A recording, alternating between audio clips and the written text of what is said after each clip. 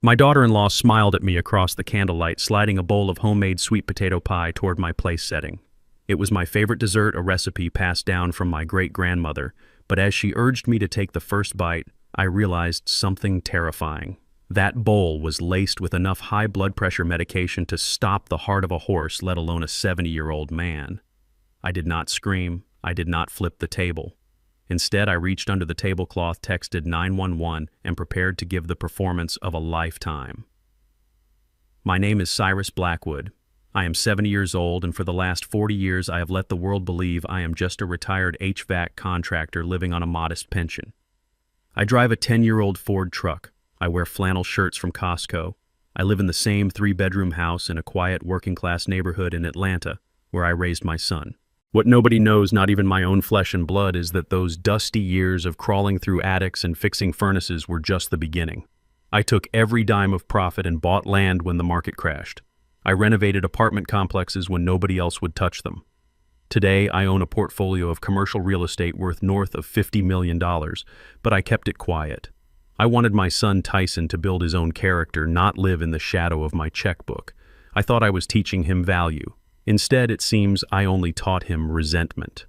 Before I tell you how I dismantled their lives piece by piece, please let me know where you are watching from in the comments below. If you have ever been underestimated by the people who were supposed to love you, hit that like button and subscribe. Trust me, you are going to want to see how this ends.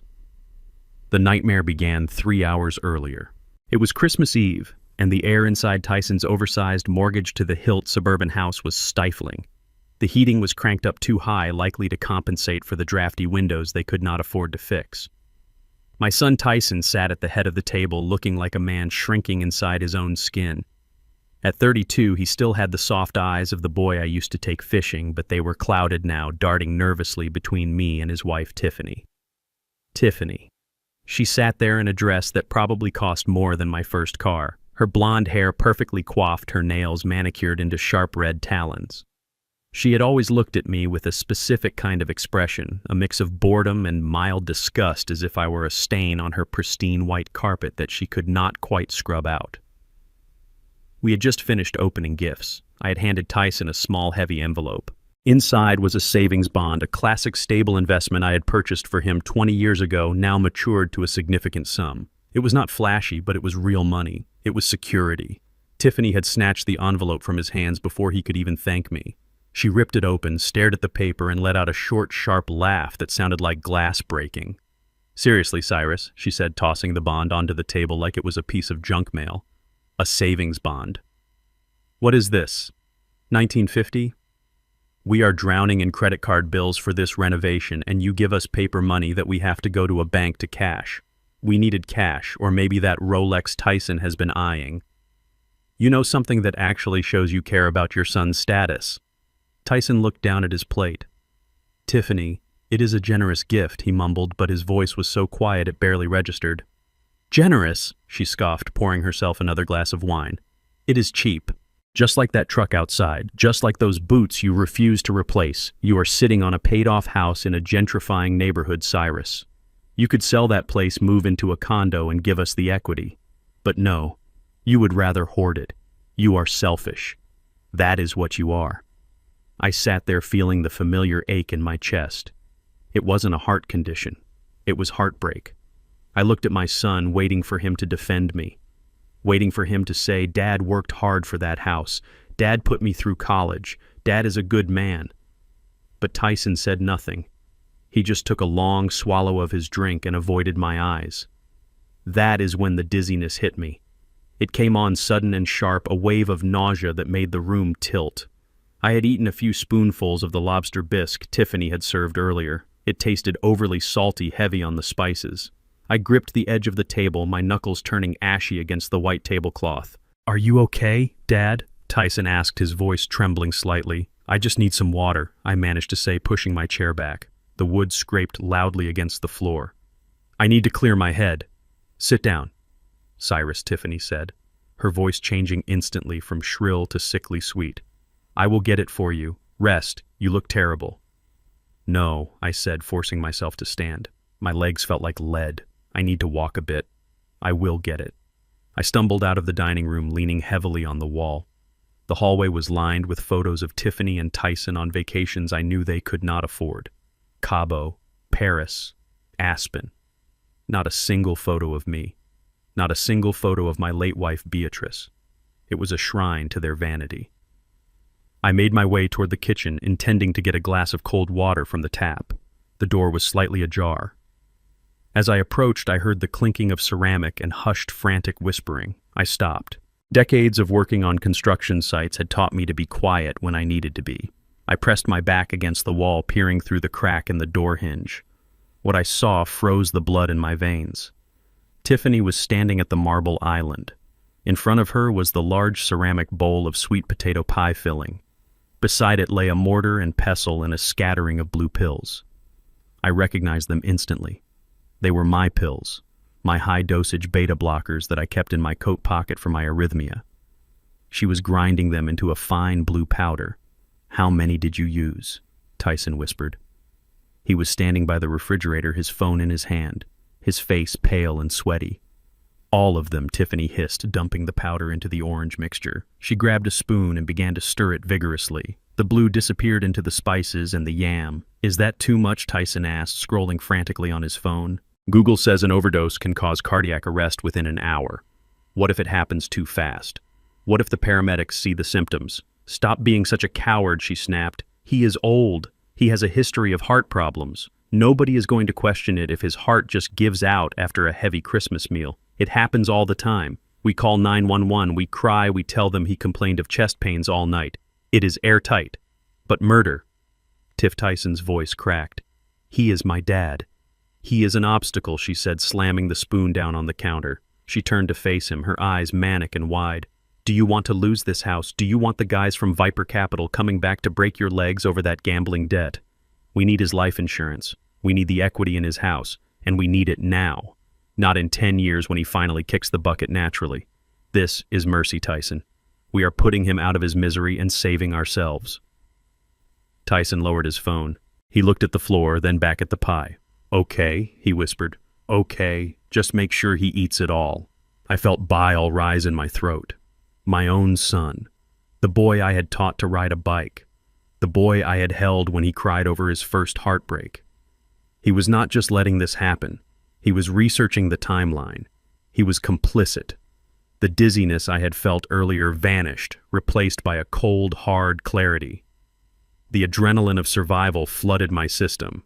I realized then that the soup had likely just been a test, a primer. The main event was the pie. I backed away from the door, moving silently across the plush carpet. I retreated into the living room, sitting in the armchair furthest from the kitchen. My hands were shaking not from fear, but from a rage so profound it felt like burning coal in my gut. I reached into my pocket and pulled out my phone. I did not dial the police immediately. I needed to be smarter than that. If I called the police now, they would claim I was confused senile. They would hide the pills. It would be my word against theirs. I needed undeniable proof. I needed a witness. I opened my text messages and typed 2 messages. The first was to 911. I kept it simple. Possible poisoning in progress. 70-year-old male. Address is 422 Oak Creek Lane. Suspects are preparing lethal dose in food. Send help, but silent approach. The second message was to Reggie King. Reggie was not just my lawyer. He was my brother-in-arms, a man I had served with in Vietnam 50 years ago. He was the only person who knew the true extent of my empire, and the only man I trusted with my life. Code Omega, I typed. Activate the protocol. They just crossed the line. Bring the team to the hospital. I hit send and deleted the messages from the chat history. I slipped the phone back into my pocket just as the kitchen door swung open. Tiffany walked out carrying the bowl of pie with a smile that could have charmed a snake. Tyson followed her carrying dessert plates, looking like he was walking to the gallows. "Dad, you are here," Tiffany chirped. "I brought you the water, but I also thought we should just get straight to dessert. It is your favorite." She set the bowl down on the coffee table in front of me. The smell of cinnamon and nutmeg wafted up, masking the scent of betrayal. "Eat up, Cyrus," she said. "It is to die for." I looked at the bowl. I looked at my son. And I knew exactly what I had to do. I was not going to eat that pie, but but I was going to make them believe their plan had worked just long enough to tighten the noose around their own necks. I clutched my chest, let out a gasp, and prepared to die. Tiffany placed the ceramic bowl on the placemat with a delicate clink that sounded far too loud in the silent dining room. She smoothed her dress and took a step back, clasping her hands together under her chin in a pose of exaggerated anticipation. The steam rising from the bowl carried the rich, earthy scent of sweet potatoes, cinnamon, and nutmeg, a smell that usually transported me back to my mother's kitchen in Savannah. Tonight, however, it smelled like a chemical fire masked by sugar. I looked down at the orange mash. It was smooth, creamy, and perfectly innocent in appearance. There were no visible blue specks. She had done a thorough job with the mortar and pestle. "Go on," Cyrus Tiffany urged, her voice tight with a forced brightness. "It is best when it is piping hot. I know how much you love it." I looked up at her. Her eyes were wide, fixed on me with a predatory intensity. She was not blinking enough. Behind her, Tyson stood near the archway to the kitchen, wringing his hands. He looked like a man facing a firing squad. Sweat beaded on his forehead despite the chill I felt radiating from the table. He could not even look at the bowl. He was staring at his shoes, shifting his weight from foot to foot. I picked up my spoon. The silver felt cold and heavy in my hand, like a weapon I did not want to use. I dipped it into the mixture, swirling it slowly. The consistency was thick. I lifted a generous scoop, letting the steam waft toward my face. I watched them watch me. Tiffany leaned forward slightly, her breath held. Tyson finally looked up. His eyes locked on the spoon, hovering inches from my lips. I could see the terror in his face. It was not the terror of losing his father. It was the terror of committing the act. He was weak. He had always been weak. I had tried to toughen him up, taking him to job sites, showing him how to negotiate contracts, but he had always preferred the easy route, and now the easy route was murder. "Is something wrong?" Dad Tyson asked, his voice cracking. "You are just staring at it. I am just savoring the aroma." I said, my voice steady despite the rage burning in my gut. "It smells different this year. Did you change the recipe, Tiffany?" She flinched, a microscopic jerk of her head. "Just a dash of extra clove," she said quickly, "and maybe a secret ingredient. You know I like to experiment. Just try it, please." I brought the spoon closer to my mouth. I could see the muscles in her neck tense. She was practically vibrating with the need for me to swallow that poison. I held the spoon there for 5 seconds, 10 seconds. I let the silence stretch until it was thin and brittle. Then I dropped the spoon. It clattered loudly against the rim of the bowl, splashing a small dollop of the orange mixture onto the white tablecloth. I let out a sharp, guttural gasp. My hand flew to my chest, clutching the fabric of my flannel shirt. I squeezed my eyes shut and let out a low groan of pain. Cyrus Tiffany shrieked, but she did not move toward me. I convulsed in the chair, throwing my head back. I knocked my water glass over with my other hand, sending ice and water cascading across the table. I let my body go limp and slid sideways, crashing heavily onto the hardwood floor. Dad Tyson yelled. I lay on the floor, my face pressed against the cold wood. I kept my eyes squeezed shut, my breathing ragged and loud. I needed to sell this. I needed them to believe I was dying, but I also needed to see what they would do.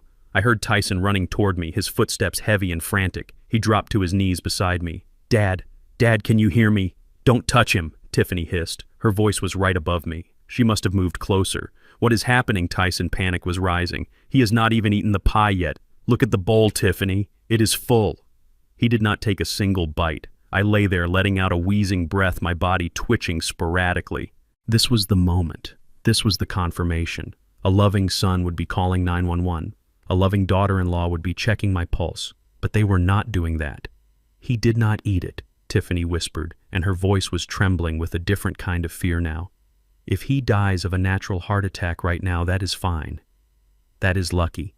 But what if he does not die? What if the paramedics come and find the pills in the pie? We have to get rid of it," Tyson said. His voice was frantic. "Flush it. Flush it down the disposal." "No, you idiot," Tiffany snapped. "If we dump it now and he survives, he will wonder why we threw away his dinner. We have to hide it. Put it in the fridge. No, put it in the trash under the other garbage. Quickly." I heard the clatter of the bowl being snatched from the table. I heard footsteps retreating into the kitchen. They were scrambling. They were terrified. Not because I was in pain, not because I was dying on their floor, but because their weapon was still loaded and sitting on the dining room table. "Call 911. Tyson, Tiffany yelled from the kitchen. "You have to call them now. We cannot wait too long or it looks suspicious. Tell them he collapsed. Tell them he has a heart condition." I heard Tyson fumbling with his phone. I let out another long, rattling groan, arching my back. "I am calling," Tyson stammered. "Yes. 911. My dad. He collapsed. I think it is a heart attack. He is shaking. Please hurry." 422. Oak Creek Lane. I lay there and listened to my son perform his own lie. He sounded convincing. He sounded like a grieving, panicked son. It broke the last fragment of hope I had held on to. He was truly gone. The boy I raised was dead. The man standing above me was a stranger who viewed my life as a transaction. Minutes stretched into eternity. I kept up the act, my breathing shallow, my body limp. Tiffany came back into the room. I could hear her pacing. "Why are they not here yet?" she muttered. "If he wakes up Tyson, if he wakes up and talks, we are in trouble. He was acting weird before dinner. Do you think he knew?" "He could not know," Tyson whispered. "How could he know? He is just old. His heart just gave out. It is a coincidence. A lucky coincidence. Lucky. They called my death lucky." Then the sirens cut through the night. The wail grew louder and louder, accompanied by the flashing of red and blue lights that danced across my closed eyelids. The cavalry had arrived. I heard the heavy thud of boots on the porch, the pounding on the front door. In here, Tiffany screamed, her voice shifting instantly into hysterical grief. "Please help him. He just fell." The front door burst open. I heard the rush of movement, the crackle of radios, the smell of antiseptic and rain entering the house. "Sir, can you hear me?" a deep voice asked. Hands were on me, checking my pulse, lifting my eyelids.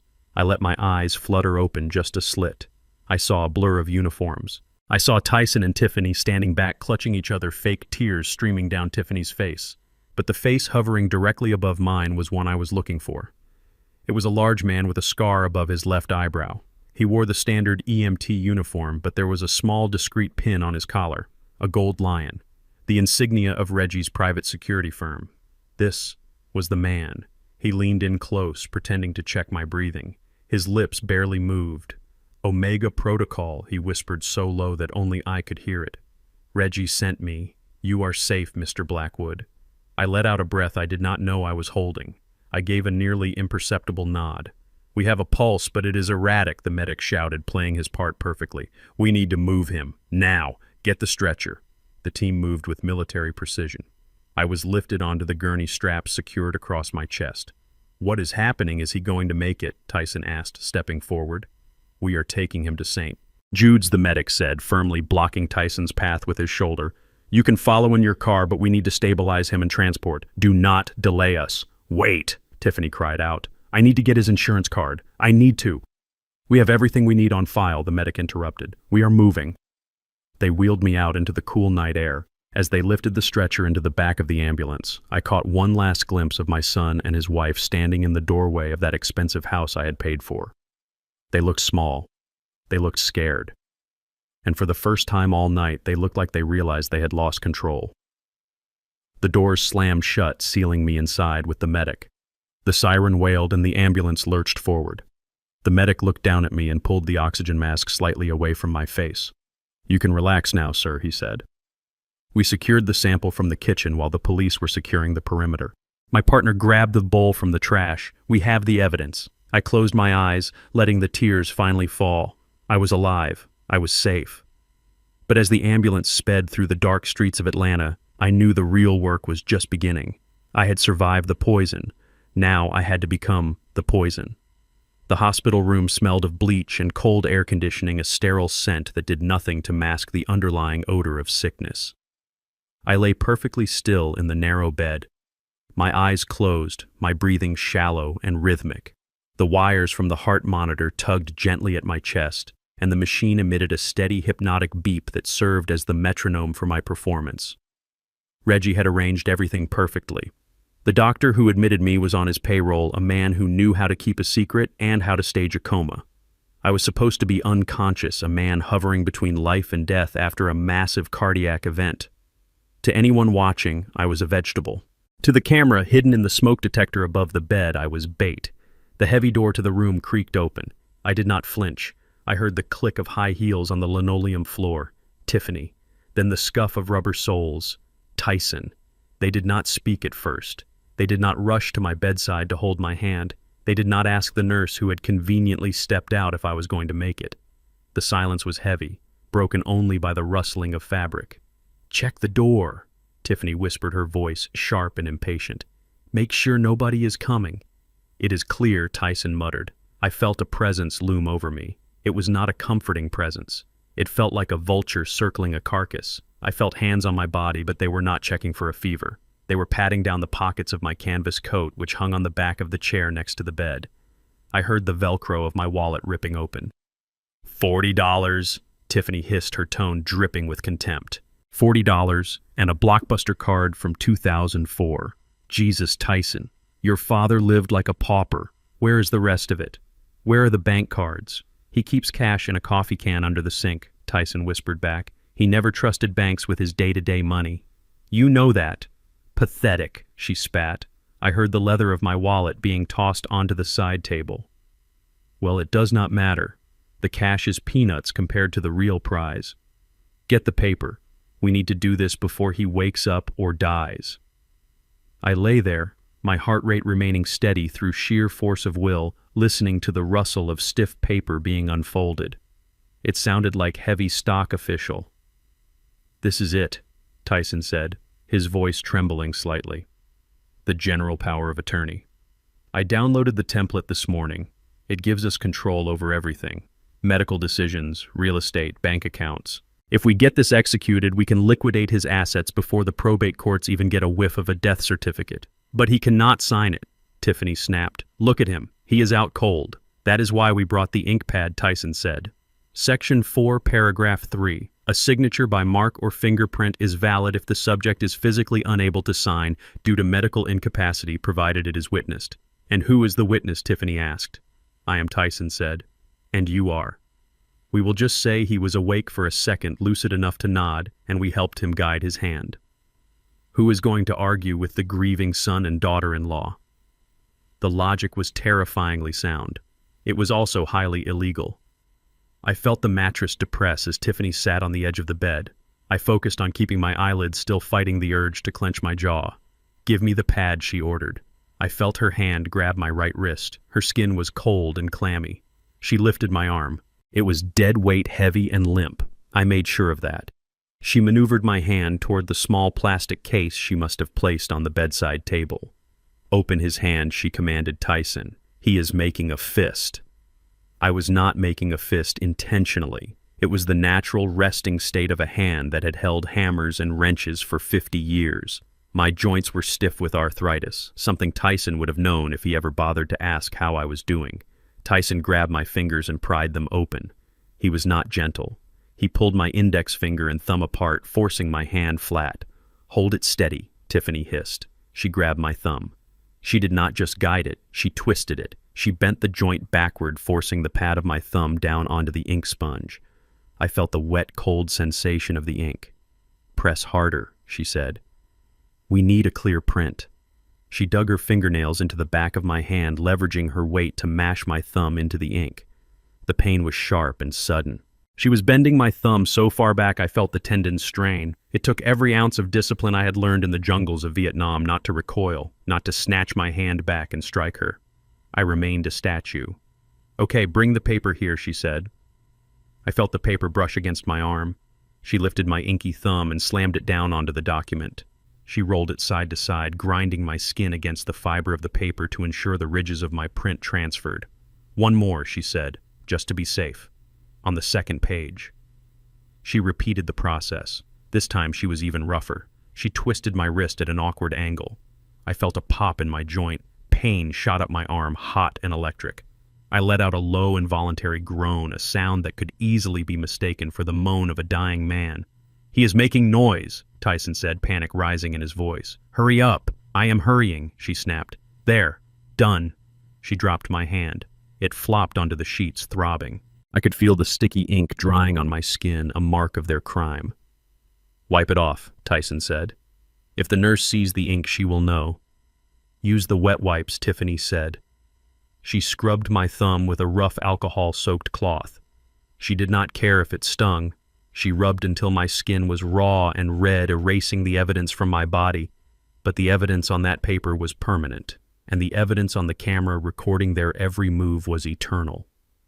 I lay there listening to them shuffle the papers back into a folder.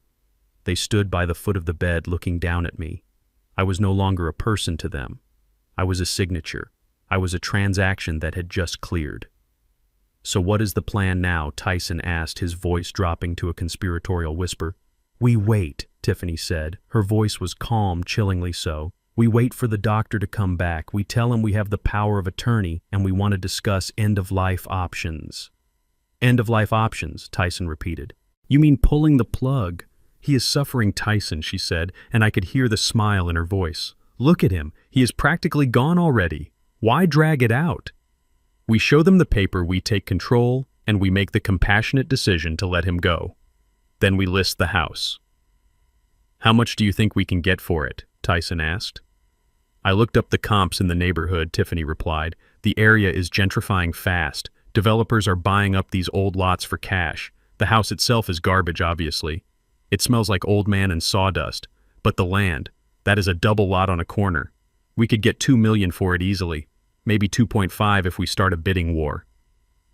$2 million, Tyson breathed. "That clears the debt. That pays off Viper Capital. That buys us the condo in Buckhead." "Exactly," Tiffany said. $2 million, Tyson, and all we have to do is wait for his heart to stop beating. Honestly, he is doing us a favor by dying now. If he had lingered for years, he would have drained that equity with medical bills. This is the best case scenario. I listened to them divvy up my life. They talked about my truck as scrap metal. They talked about my tools as junk to be hauled away. They talked about my home, the home where I had rocked Tyson to sleep as a baby, as nothing more than a dirt lot waiting for a bulldozer. They did not know about the commercial buildings. They did not know about the investment accounts. They did not know that the house they were so eager to sell was already placed in an irrevocable trust for a charity that built schools in developing nations. They knew nothing. And they did not know that the man lying in the bed, the man they were planning to euthanize for a payday, was wide awake. I felt a coldness settle in my chest that had nothing to do with the air conditioning.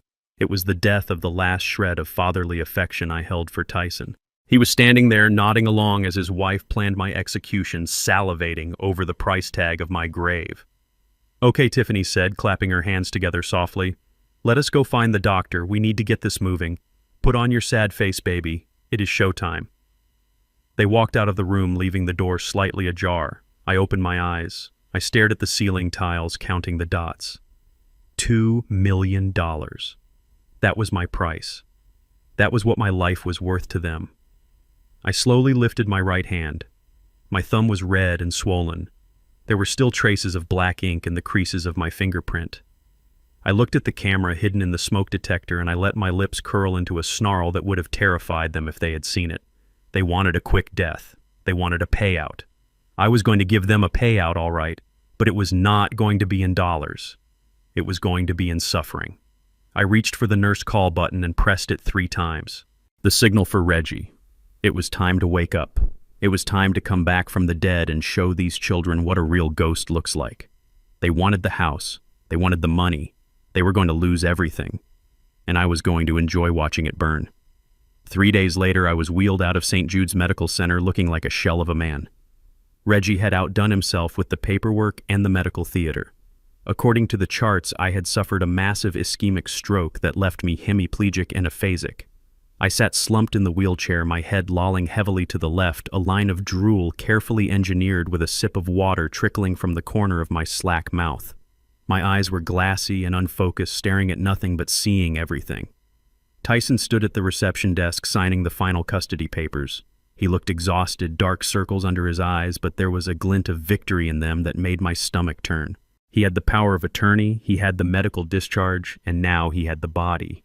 He wheeled me out to the curb where his leased BMW was idling. He did not bring my truck. He grunted as he manhandled me into the passenger seat, treating me like a sack of mulch rather than his father. He did not even bother to buckle my seatbelt. As we drove, I watched the familiar streets of my neighborhood pass by. I expected him to turn left onto Oak Creek Lane toward my house, toward my sanctuary and my things. Instead, he turned right, heading for the highway. We were going to the suburbs. We were going to his house. He was not taking me home to recover. He was taking me to prison. When we pulled into his driveway, Tiffany was waiting on the porch. She did not look happy to see me. She looked at me with open revulsion, crossing her arms over her chest as Tyson dragged me out of the car. He practically carried me to the front door, his breathing heavy and labored. I made myself dead weight, letting my limbs hang loose and heavy. "Do not bring him in here," Tiffany snapped, blocking the entrance with her body. "I just had the carpets cleaned, Tyson. If he has an accident on the rug, I will kill you. He smells like hospital and old age." "Where am I supposed to put him?" Tyson asked, struggling to keep me upright. "The guest room is set up for your mother when she visits. Put him downstairs." "The basement," Tyson said. "It is unfinished, Tiff. It is freezing down there. It is 50 degrees. "Put a space heater down there," she said, waving her hand dismissively. "He is paralyzed, Tyson. He will not know the difference. Besides, it is easier to clean up the mess on concrete than it is on hardwood. Just get him out of my sight." Tyson sighed, but he did not argue. He dragged me through the kitchen past the warmth of the oven and the smell of roasting chicken and opened the narrow door to the basement. A blast of cold, damp air hit my face. It smelled of wet earth, rotting cardboard, and neglect. The stairs were steep and wooden. He half carried, half slid me down into the darkness. He deposited me in the corner of the room on a stained mattress that looked like it had been dragged in from the curb. There were no windows. The walls were bare cinder block, weeping with moisture. In the corner, a sump pump hummed intermittently, a mechanical heartbeat in the gloom. He threw a thin, scratchy wool blanket over me. It smelled of mothballs and dog hair. "Stay here, Dad," he muttered, not meeting my eyes. "I will bring you some food later." He turned and ran up the stairs, slamming the door behind him. The lock clicked. I was alone in the dark, while above me, I could hear the muffled sounds of their life. The television blaring, the clinking of wine glasses, the laughter. They were celebrating my incarceration in the dungeon of a house I was paying for. I waited until I was certain they were settled for the night. The floorboards above ceased their creaking and the house settled into silence. Slowly I sat up. I wiped the fake drool from my chin and stretched my neck, rolling my shoulders to work out the stiffness from hours of playing the cripple. The cold was biting, seeping through the thin hospital gown and the flannel shirt Tyson had hastily dressed me in. I reached into the hidden pocket sewn into the lining of my pants, a modification I had made years ago for carrying large sums of cash on job sites. I pulled out a small black device no larger than a pack of gum.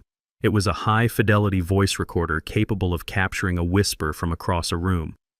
I pressed the record button and set it on a crate beside the mattress, hiding it under a pile of old newspapers.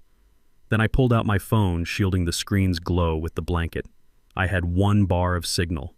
Enough. I opened my secure messaging app and typed a message to Reggie. "The Eagle has landed. Conditions are subhuman. Proceed with Phase 2. Freeze their assets tomorrow morning. I want them to wake up to a declined card." I put the phone away and lay back down on the filthy mattress. I stared up at the exposed floor joists of the main level. I could see the plumbing pipes, the electrical wiring, the guts of the house. I knew exactly how this house was built because I had reviewed the inspection report when Tyson bought it. I knew where the weak points were. I knew where the leaks would start. I closed my eyes, but I did not sleep. I listened. I recorded. And I plotted. They thought they had buried me in the dark. They did not realize they had just planted a seed. And tomorrow the roots would start to strangle them. The rumble of the garage door opening and the subsequent fade of the BMW engine down the street was my signal. I lay still for exactly 3 minutes, counting the seconds in my head, just as I used to count the cure time on concrete. When I was certain they were gone, I sat up. My back screamed in protest from the cold floor, but I ignored it. The frail stroke victim vanished. In his place stood Cyrus Blackwood, master contractor. I walked to the basement stairs, my steps silent and sure. The door at the top was locked, a simple privacy knob meant to keep toddlers and unwanted guests out. Tyson had never been handy. He did not understand that a lock is only as strong as the frame it sits in. I found a stiff piece of wire in a box of discarded Christmas ornaments in the corner. I bent the tip into a small hook. I ascended the stairs and knelt by the keyhole. It took me less than 10 seconds. I felt the tumblers shift the spring compress. With a soft click, the knob turned. I pushed the door open and stepped into the kitchen. The house was quiet. I moved quickly, avoiding the creaky floorboards I had noted during my previous forced entry. My target was the home office down the hall. The door was solid oak, a veneer of quality hiding cheap particle board. It was locked too. I pulled a thin plastic loyalty card from my hidden pocket. I slid it between the door and the jamb, feeling for the latch bolt. I applied pressure, angled the card, and pushed. The door popped open. I was in. I sat down in Tyson's oversized leather executive chair. It squeaked under my weight. The desk was a disaster zone, a chaotic sprawl of unopened envelopes and crumpled paper. It was the workspace of a man drowning. I started with the stack of mail on the left. Past due. Final notice. Collections. I pushed those aside and found a manila envelope buried under a pile of car magazines. I opened it. Inside was a letter from the bank where Tyson claimed to be a vice president. It was a termination notice dated 2 years ago. He had not been laid off. He had been fired for gross negligence and failure to follow compliance protocols. 2 years. He had been waking up every morning, putting on a suit, and leaving the house to pretend to work for 2 years. I felt a pang of pity that was quickly extinguished by the next document I found. It was a credit card statement for a Platinum Amex. The balance was staggering. $80,000. I found another for a Visa, $50,000. In total, I found statements for 6 different cards. The total debt was nearly $300,000. I scanned the transaction logs. It was a catalog of narcissism. $3,000 for a handbag at Louis Vuitton, $500 for a dinner at Nobu, weekend trips to resorts in the Caribbean, spa treatments, leased luxury cars. They were living like royalty on borrowed dimes. They were not just broke, they were destitute, they were insolvent, and they were funding this charade by bleeding me dry. I opened the bottom drawer of the desk. It was locked, but the mechanism was cheap zinc. I braced my foot against the desk leg and gave the drawer a sharp yank. The wood splintered and the drawer slid open. Inside, there was a single red folder. The label on the tab sent a jolt of recognition through me. Viper Capital. I knew that name. I knew it very well. I opened the folder and my breath hitched in my throat. It was a high-interest, short-term loan agreement, a hard money loan. $50,000 cash with an interest rate that bordered on criminal, weekly compounding, aggressive collection clauses. It was the kind of loan you took when the banks laughed you out of the room. But it was the collateral section that made my vision blur with red rage. Listed there in black and white was the property address, 422 Oak Creek Lane, my house, my paid-off home. And at the bottom of the page was a signature, Cyrus Blackwood. It was a forgery, a shaky, pathetic attempt to mimic the signature I had used on Tyson's report cards and birthday checks. They had stolen my identity. They had mortgaged the roof over my head to a predatory lender to pay for their vanity. They had signed my name to a contract that could leave me homeless. I traced the ink of the forgery with my finger. It was recent. They must have done this weeks ago. This was why they needed me dead. The first payment was likely due, and they had no way to pay it without my life insurance. I closed the folder. My hands were steady now. The anger had crystallized into something cold and hard. They had made a deal with the devil. They just did not know that the devil was standing in their office. I pulled my phone from my pocket the moment I heard the office door click shut behind me. My hand was steady, but my heart hammered against my ribs like a sledgehammer striking iron. I dialed Reggie. He answered on the first ring, his voice crisp and professional. "Status?" he asked. "Viper Capital," I said, keeping my voice low. "They owe Viper Capital 50 grand, and they used my house as collateral with a forged signature on a high-interest note." There was a pause on the line, then a low, dry chuckle that sounded like dry leaves scraping together. "Reggie, what is funny?" I asked, irritation spiking. "Cyrus," he said, "you really do not look at the quarterly reports for the Diversified Risk Fund, do you?" "I pay you to look at them," I snapped. "Viper Capital is a shell company for Blackwood Holdings," Reggie said. "We acquired their portfolio 6 months ago as a distressed asset. It is your money, Cyrus. You are lending money to yourself." The irony hit me like a physical blow. I almost laughed. My son was stealing from me to pay a loan shark that was actually me. I was the predator and the prey. So I own the debt, I asked, just to be sure. "You own the debt, you own the paper, and you own the sharks," Reggie confirmed. "Good," I said, feeling a cold smile stretch across my face. "Take off the leash. I want you to have the collection team call Tyson. Use the scary voice. Tell him the note has been called. Tell him he has 24 hours to pay the full 50,000 or they are seizing assets." "And Reggie?" "Yes, boss." Tell him personal safety cannot be guaranteed. That is brutal, Cyrus.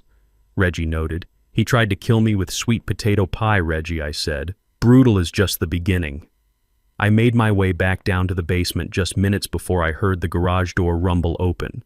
I arranged myself on the mattress, adjusting my limbs into the familiar broken posture of the stroke victim. I let my mouth go slack and stared blankly at the damp cinder block wall.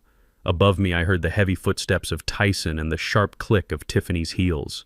They were arguing before they even fully entered the house. "We have to sell the jewelry," Tyson was saying, his voice high and tight. "It is the only way."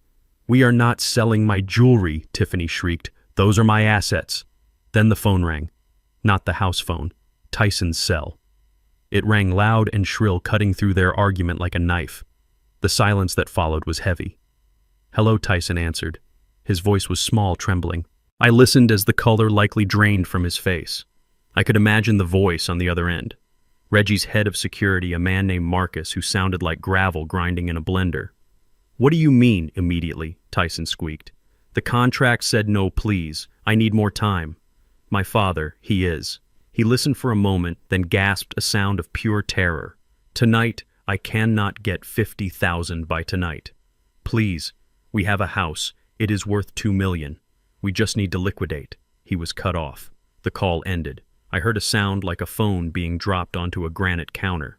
"They called the note," Tyson whispered. His voice carried through the floorboards, thin and terrified. "Viper. They said the signature looks suspect. They said they are auditing the collateral. They want the cash, Tiffany. Tonight. Or they are sending a team." "A team." Tiffany's voice pitched up an octave. "Like hitmen. Like breakers," Tyson said. "They said personal safety is not guaranteed." "Oh my God." "They know about the forgery. If they find out the house is not mine legally yet, they will kill us. We are dead. We are actually dead." "Shut up," Tiffany yelled. "Stop panic spiraling. We need money. Where can we get money?" "We do not have any," Tyson screamed back. "You spent it all. The credit cards are maxed. The bank accounts are overdrawn. We have nothing." The argument exploded. It was a symphony of blame. "This is your fault," Tyson yelled. "You had to have the Mercedes. You had to have the renovation. You bled me dry." "My fault," Tiffany screeched. "You are the one who lost his job 2 years ago and was too much of a coward to tell anyone. You are the one pretending to be a banker while you play video games at Starbucks. I am the one keeping up appearances. Appearances do not pay the shark." I heard stomping. The basement door flew open. Light flooded down the stairs, blinding me. Tyson stomped down the wooden steps, his face red and sweaty, his eyes wild. Tiffany followed him, looking like a cornered rat. They stood over me. I did not move. I did not blink. "Look at him," Tyson spat, kicking the mattress near my leg. "Just lying there, useless. He has millions in equity sitting in that house, and he is just breathing air." "He is the reason we are in this mess," Tiffany hissed. She leaned down, her face inches from mine. I could smell the wine on her breath. "If you had just died," she whispered, her voice venomous. "If you had just had the decency to die in that hospital bed, we would be rich right now. We would be safe." She slapped my cheek. It was not a hard slap, but it was stinging. It was disrespectful. "Do something," she screamed at my unmoving face. Die, so we can sell your house." Tyson grabbed her arm. "Stop it. He does not understand. He is a vegetable. He is a stubborn old mule," she said, straightening up, "and he is going to get us killed." "Maybe," Tyson said, looking at me with a dark, desperate glint in his eyes that I had never seen before. "Maybe he can still help us, just not the way he intended." "What do you mean?" Tiffany asked. "If Viper wants money," Tyson muttered, staring at my chest, "maybe we can give them something worth money. Or maybe we just need him to disappear so we can claim the insurance faster. No more waiting for nature. We need to accelerate the timeline." They looked at each other. The fear in the room shifted. It was not just panic anymore. It was resolve. They turned and went back up the stairs, locking the door behind them. I lay in the dark, my cheeks still stinging from her slap. They thought they were trapped. They did not know they were locked in a cage with the zookeeper, and I had just decided it was feeding time. The air in the basement grew heavy, not just with the damp chill of the earth, but with the suffocating weight of desperation. Tyson and Tiffany had returned. They paced the small concrete square like caged animals, their shadows dancing frantically against the cinder blocks under the single flickering bulb. The threat from the collection agency had cracked something vital inside them. Civilization was peeling away layer by layer, leaving behind raw, primal fear. Tyson was muttering to himself, gnawing on his fingernails until they bled. 50,000. We need 50,000 by morning or they send the breakers. We are dead, Tiffany. We are dead. Tiffany stopped pacing. She stood over me, her silhouette looming large and distorted. She looked at my unmoving body with a cold, clinical detachment that was far more terrifying than her earlier rage. She was no longer angry.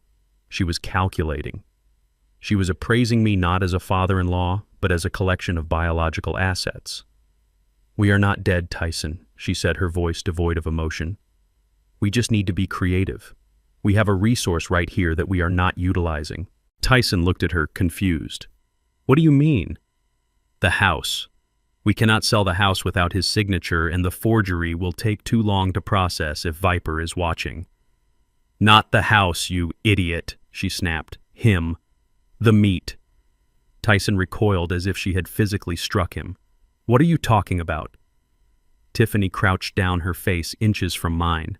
I could smell the stale wine and the sharp metallic tang of her fear. I heard a story once, she whispered, her eyes darting over my body. My friend in med school knew a guy. They pay top dollar for viable organs in Mexico. Kidneys, livers, corneas, even skin grafts. He is old, but he is healthy. His heart is weak, sure, but the rest of him is worth money. Tyson gagged. You want to chop him up? You want to sell my father for parts? Are you insane, Tiff? That is monster talk. Tiffany stood up and backhanded him across the face. The sound was loud and wet, echoing off the concrete walls. Tyson stumbled back, clutching his cheek. Wake up, she screamed. There are men coming to break our legs and burn this house down. Do you think they care about morality? Do you think they care about your daddy issues? We are talking about survival, Tyson. Us or him. And look at him. She kicked the mattress by my head. He is a vegetable. He is checking out anyway. We are just recycling. We drive him across the border tonight. I make a call. We hand him over. We come back with 50 grand in cash. The debt is gone. We are free, and nobody will ever know. We just say he wandered off. We say the stroke made him confused and he got lost in the woods. It happens all the time.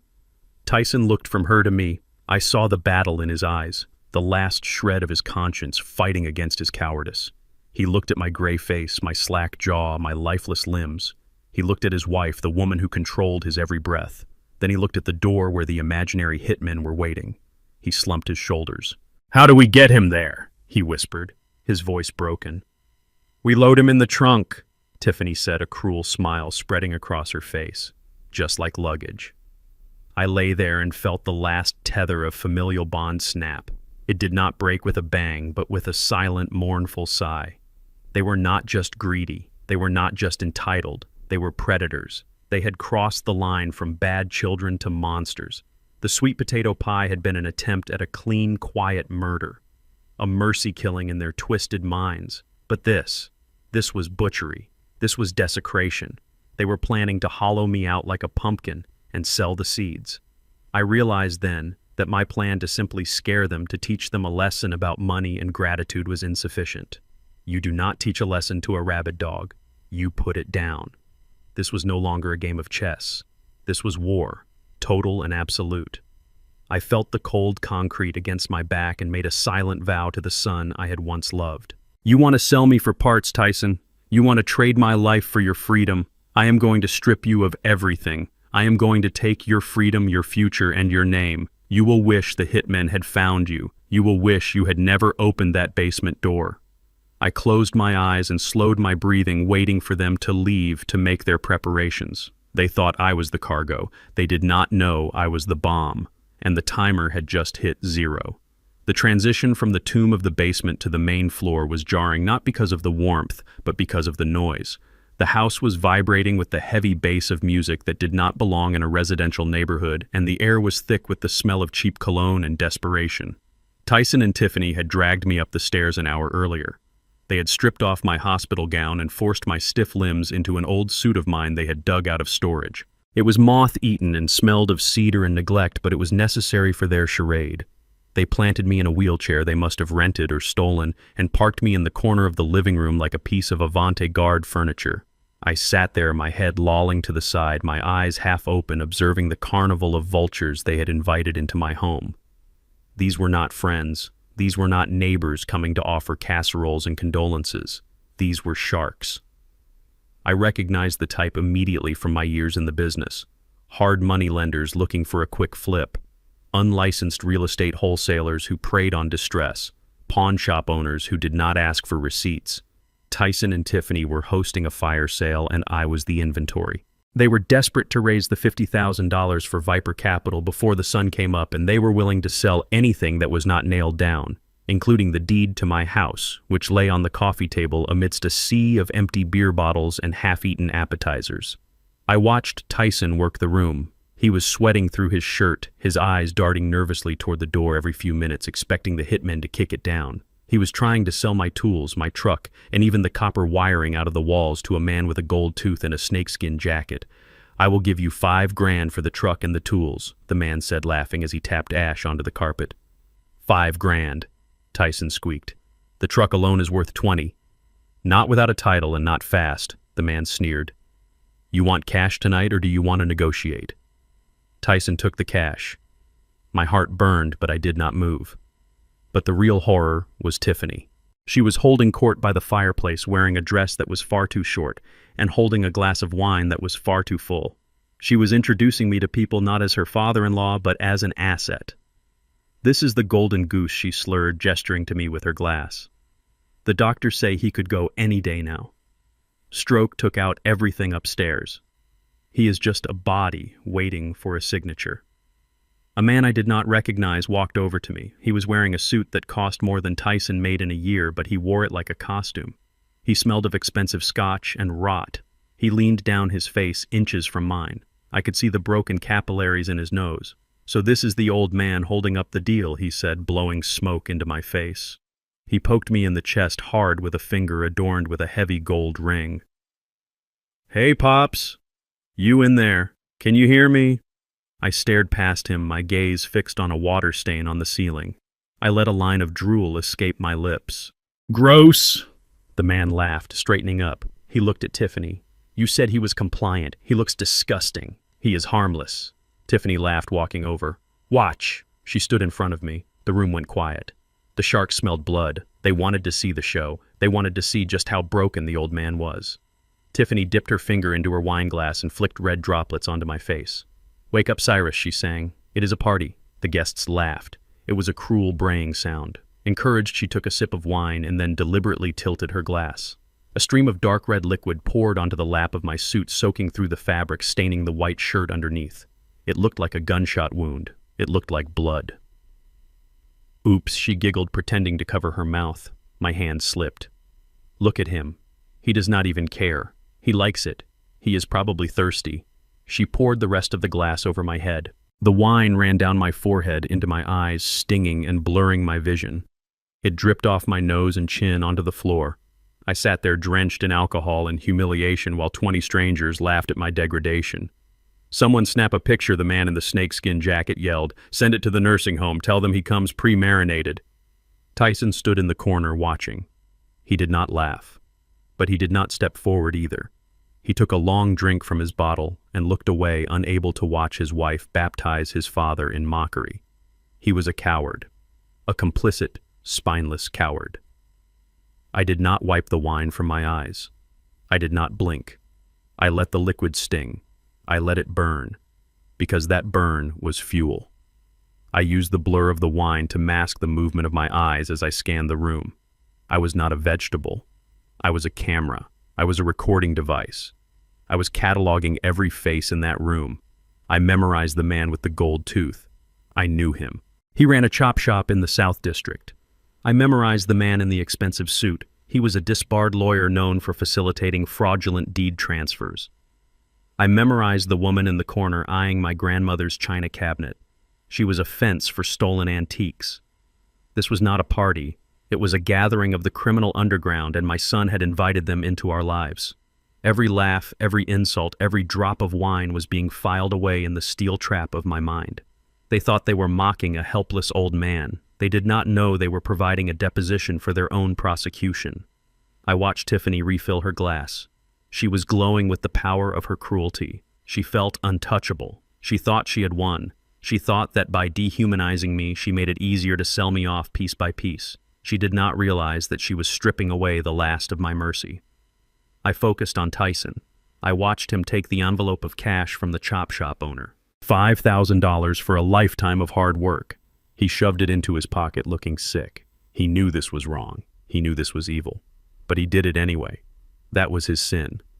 The sin of weakness. I sat in my puddle of wine and watched the clock on the mantel. It was almost midnight. The deadline for the Viper Capital payment was approaching. The desperation in the room was about to spike. And that is when he would walk in. Reggie. I had timed the text perfectly earlier. I knew he would be waiting outside, watching the house, waiting for the signal to make his entrance. The stage was set. The villains were drunk and distracted. The victim was properly bloodied and bowed. It was time for the hero to arrive, not to save the day, but to close the trap. I looked at Tiffany one last time, laughing, spilling, preening. Enjoy the party, my dear, I thought. Drink deep, because the hangover you are going to have tomorrow will last for the rest of your life. You wanted to play with the big boys. You wanted to swim with sharks. Well, you are about to find out that there is something in the water much bigger and much hungrier than you. And he is sitting right in front of you, covered in wine, waiting for the bell to ring. The front door did not open with a knock or a ring. It swung inward with a heavy, deliberate slowness that commanded silence before the man even crossed the threshold. The bass from the stereo seemed to die in his presence. The chatter of the vultures ceased.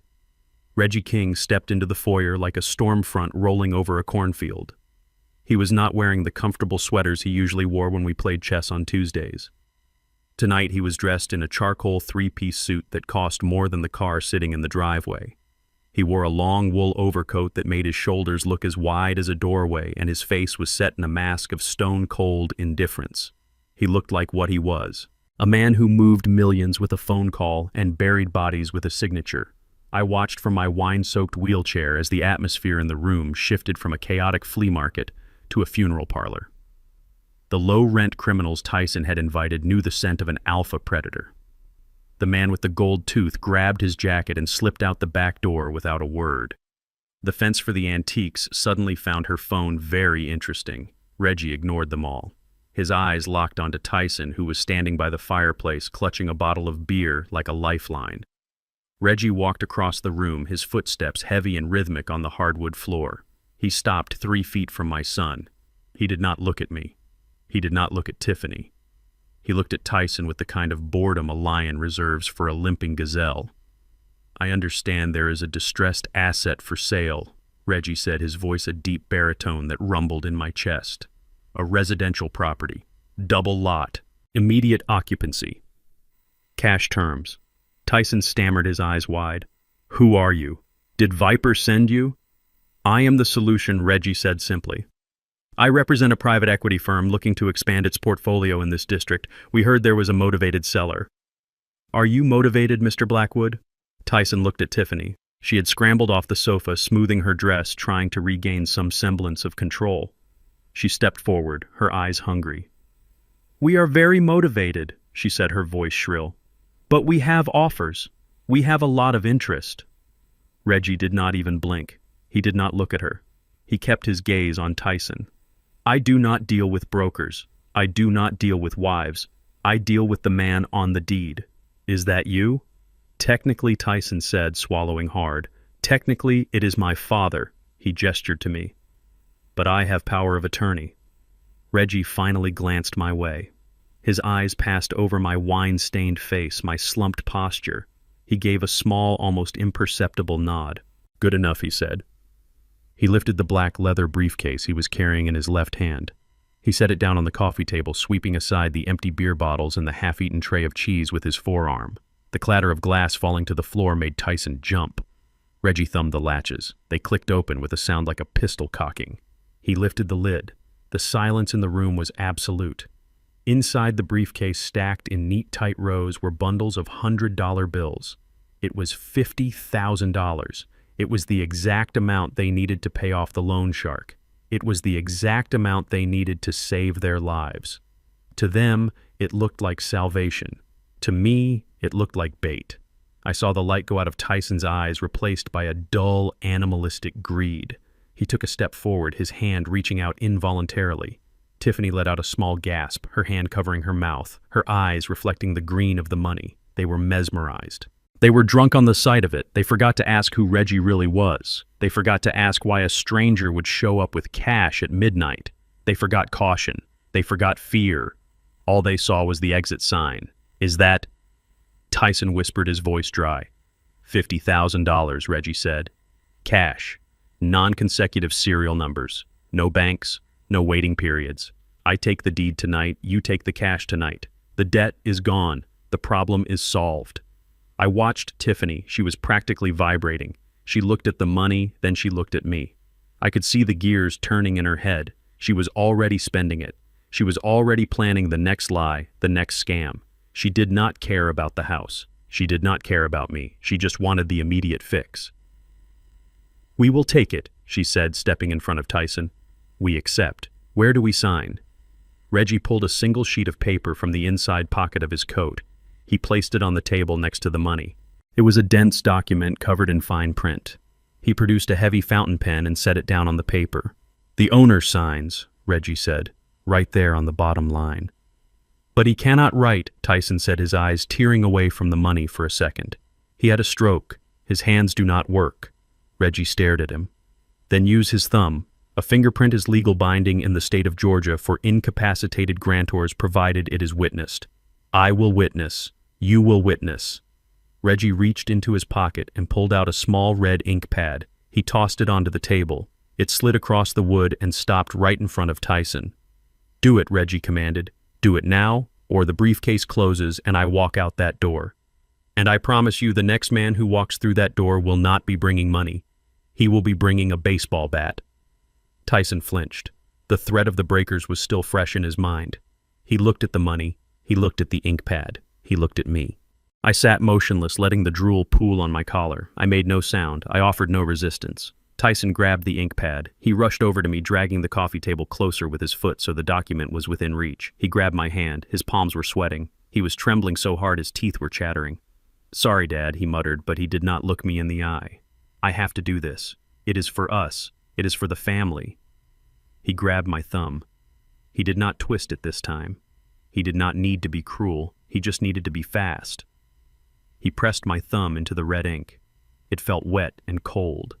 He dragged my hand over to the document. Right there, Reggie said, pointing to the line. Press hard. Make it legible. Tyson pushed my thumb down onto the paper. He leaned his weight into it, grinding my skin against the fiber, ensuring a perfect impression. I felt the paper beneath my skin. I knew what it was. It was not a deed of sale. It was a confession. It was a waiver of all rights and an acceptance of full criminal liability for fraud, embezzlement, and attempted murder. It was a document Reggie and I had drafted days ago, and Tyson, in his greed and panic, was too blind to read a single word of it. He just saw the line. He just saw the money. He lifted my hand. A perfect red fingerprint sat on the page like a bloodstain. Done, Tyson said, breathless. It is done. Reggie picked up the paper. He blew on the ink to dry it. He folded it carefully and placed it back in his pocket.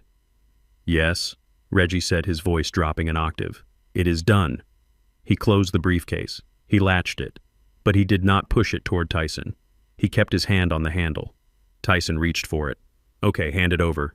Reggie did not move. He just stood there looming over my son, a dark tower of judgment. The room felt suddenly very small and very cold. There is just one thing, Reggie said. A small technicality. What technicality? Tiffany snapped. We signed. Give us the money. Reggie looked at me. For the first time since he entered the room, he looked me directly in the eyes. He smiled. It was not a nice smile. The technicality, Reggie said, is that the owner has to be incapacitated. And I do not think he is. Tyson frowned. What are you talking about? He is a vegetable. Look at him. Reggie shook his head slowly. No, I think he is just disappointed. I slowly lifted my head. I blinked the wine out of my eyes. I wiped the drool from my chin with the sleeve of my ruined suit jacket. I sat up straight, pushing my shoulders back, feeling the stiffness crack in my spine. The transformation was instant. The broken old man vanished. The tycoon returned. I looked at Tyson. I looked at Tiffany. Their faces went slack with shock. Tiffany dropped her wine glass. It shattered on the floor, but nobody looked at it. They were staring at me. I cleared my throat. It was a rough sound like gravel sliding down a chute. "You really should read the fine print, son," I said, my voice steady and strong. "That ink is going to be very hard to wash off in prison." The single sheet of paper lying on the coffee table between the half-empty beer bottles and the open briefcase of cash was a masterpiece of legal entrapment. To the untrained eye, or to the eye blinded by greed and panic, it looked like a standard quitclaim deed, a boring piece of administrative paperwork necessary to transfer a property title. But I knew every syllable written on that page because I had spent 3 sleepless nights drafting it with Reggie. The header did not say property transfer agreement. It was written in a font size just small enough to require reading glasses, which Tyson in his vanity refused to wear. It read voluntary relinquishment of inheritance and admission of criminal liability. Paragraph 1 was a full confession to the attempted poisoning on Christmas Eve, detailed down to the dosage of beta blockers ground into the sweet potato pie. Paragraph 2 outlined the conspiracy to defraud a senior citizen through the use of forged loan documents with Viper Capital. Paragraph 3 was the kicker. It was a clause that stated the signatory accepted full personal responsibility for all debts incurred by the Blackwood estate, effectively transferring his own bad loans back onto himself while stripping him of any future claim to my assets. It was not a sale. It was a suicide note for his financial and legal life. And it was sitting right there in plain sight, illuminated by the gaudy chandelier Tiffany had bought with my stolen money. All Tyson had to do was read it. If he read the first sentence, he would know the game was rigged. If he read the fine print, he would know that Reggie was not a savior, but an executioner. But he was not reading. He was staring at the stacks of $100 bills in the briefcase, his pupils dilated so wide they swallowed his irises. He saw salvation. He saw a way out of the hole he had dug. He did not see the trap snapping shut around his ankle. He did not see that the paper was not a ticket to freedom, but a one-way pass to a federal penitentiary. Tyson grabbed the red ink pad, his movements jerky and uncoordinated. He looked like a junkie reaching for a fix. He dragged the coffee table closer, the legs screeching against the hardwood floor, a sound that made the few remaining party guests flinch. He did not look at me. He could not bring himself to look at the face of the father he was about to betray for the second time in a week. He grabbed my wrist. His hands were clammy cold with sweat, yet burning with a feverish energy. He squeezed hard, harder than necessary. It was not the grip of a son holding a father. It was the grip of a butcher handling a piece of meat. He pulled my arm toward the table. I let it go limp, a dead weight. I wanted him to feel the heaviness of it. I wanted him to feel the burden of what he was doing. He jammed my thumb onto the red ink pad. He pressed down with his other hand, mashing my skin into the sponge until the ink seeped into the cuticles. It felt wet and cold like fresh blood. He lifted my hand and hovered it over the signature line. His breath was coming in short, ragged gasps. "Just one print," he muttered to himself, his voice barely audible. "Just one print and it is over. We take the money. We pay Viper. We start over." He was lying to himself. There was no starting over. There was only the end. He positioned my thumb over the line designated for the grantor. He did not notice that the line was actually labeled defendant. He did not notice that the witness line Reggie had already signed was labeled federal informant. He saw nothing but the finish line. He pushed my hand down. He leaned his body weight into it, forcing my thumb flat against the paper, rolling it slightly from left to right, just as he had seen in movies to get a clean print. The paper crinkled slightly under the pressure. I could feel the grain of the table through the document. I could feel the tremor in his hand, the vibration of his terror traveling through his arm and into mine. He held it there for a second, 2 seconds, 3 seconds, making sure the mark was indelible. He was sealing his fate with my hand. He was selling his soul and using my thumbprint as the receipt. He began to lift my hand away from the paper. He let out a long, shuddering sigh of relief, the sound of a man who thinks he has just survived a firing squad. "Got it," he whispered. "It is perfect." He started to pull away, to drop my hand back onto the armrest of the wheelchair so he could grab the money. But my hand did not drop. My hand did not go limp. As he tried to pull back, my fingers curled. Slowly, deliberately. They wrapped around his wrist. It was not a twitch. It was not a spasm. It was a vice. I clamped down with the grip strength of a man who had bent conduit pipe and hauled compressors for 40 years. My calloused fingers dug into the soft flesh of his forearm, finding the pressure points compressing the nerves. Tyson froze. He looked down at his wrist, his brain unable to process what was happening. He tugged slightly, thinking it was just a reflex. My grip tightened. I squeezed until I felt his radius and ulna grind together. He let out a high-pitched yelp of pain and confusion. "What the?" he stammered. He looked up. He looked at my face. And that is when the true horror hit him. I opened my eyes. I did not flutter them open. I snapped them open wide and alert. The glassy, vacant stare of the stroke victim was gone. In its place was a gaze of pure, unadulterated fury, a gaze that burned with the intensity of a welding torch. I locked eyes with him. I saw his pupils contract. I saw the color drain from his face, instantly leaving him gray and ashy. His mouth opened, but no sound came out. He was paralyzed by a fear so primal it hijacked his nervous system. The room went dead silent. Tiffany, who had been reaching for the briefcase, froze her hand, hovering in midair. Reggie stood like a statue, his face grim and satisfied. I slowly lifted my head from the back of the wheelchair. I cracked my neck first to the left, then to the right, the sound of the vertebrae popping echoing like gunshots in the quiet room. I sat up straight, shedding the slump of the invalid, shedding the weakness I had worn as a disguise. I pulled Tyson closer to me, jerking him down until his face was inches from mine. I could smell the stale beer on his breath. I could see the red veins in his eyes. He was trembling so violently that he was shaking the wheelchair. I held him there, trapped in my grip, trapped in my gaze. I looked down at the paper on the table, at the bright red thumbprint that sat there like a scarlet letter. Then I looked back at him. I did not shout. I did not scream. I spoke in a voice that was low, gravelly, and terrifyingly steady. "Make sure it is legible, son," I said, my voice filling the room. "That ink is going to be very hard to wash off where you are going." Tyson let out a sound that was half sob, half scream. He tried to yank his arm away, but I held him fast. I was the anchor, and he was the drowning man. "You thought I was asleep," I hissed, leaning closer. "You thought I was gone, but I was watching you. I was listening to you. I heard you sell me to the chop shop. I heard you plan to dump me in Mexico, and I felt you press my thumb onto your own death warrant." "Dad," he whispered, his voice cracking. "Dad, please. I am not your father," I said, releasing his wrist with a shove that sent him stumbling back into the coffee table. "I am the landlord, and eviction time is now." I gripped the armrests of the wheelchair, my knuckles turning white, not from strain but from the sheer force I was exerting to keep from snapping my son's neck. The metal of the chair groaned under my hands, a sharp metallic screech that cut through the dead silence of the room. I planted my feet flat on the hardwood floor. I pushed down. My quadriceps, which Tyson assumed were atrophied from age and stroke, engaged with the power of a hydraulic press. I rose. It was not a struggle. It was not the shaky ascent of an invalid. It was a slow, deliberate unfolding of height and power.